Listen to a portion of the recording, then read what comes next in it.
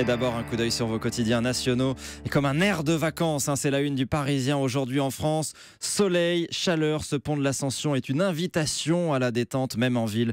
On se met au vert, raconte le journal. En images, les parcs bondés et le conseil de cette sophrologue, s'éloigner des SMS, des mails et de Facebook pour vraiment décrocher. Parmi les nouvelles attractions du moment, direction le Touquet, où désormais on se presse sur le spot des photos et des selfies. C'est la maison du couple Macron, la Villa Monet-Jean, qui attire foule de curieux, qui parfois trinquent même au champagne devant la maison. Aujourd'hui en France, qui revient aussi sur cette si longue poignée de main qu'on retrouve également à la une du Figaro. Trump et Macron ont fait connaissance hier dans un échange musclé. Deux fauves se jaugent autour d'une tomate mozzarella, raconte le Parisien. Féroce, déroutante, si intense que les mains sont devenues blanches et les mâchoires serrées. Cette poignée de main virile interminable est l'objet de tous les commentaires ce matin. Face à Trump, Macron se pose en défenseur de l'Europe, c'est le titre du Figaro.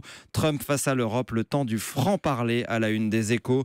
Aujourd'hui, les deux hommes prennent la direction de la Sicile pour le G7, deuxième grand rendez-vous international de la semaine. Enfin, cette une dont seul Libé a le secret, tous nos vieux de bonheur, avec en gros plan une retraitée qui nous fait à tous un beau doigt d'honneur.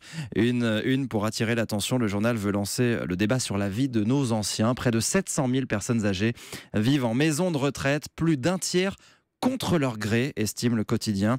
Je suis un peu en prison ici, témoigne une résidente. J'ai perdu mes décisions personnelles. Le journal publie un appel signé par des médecins, des chercheurs, des artistes et des intellectuels. Un appel pour une vieillesse libre et assumée.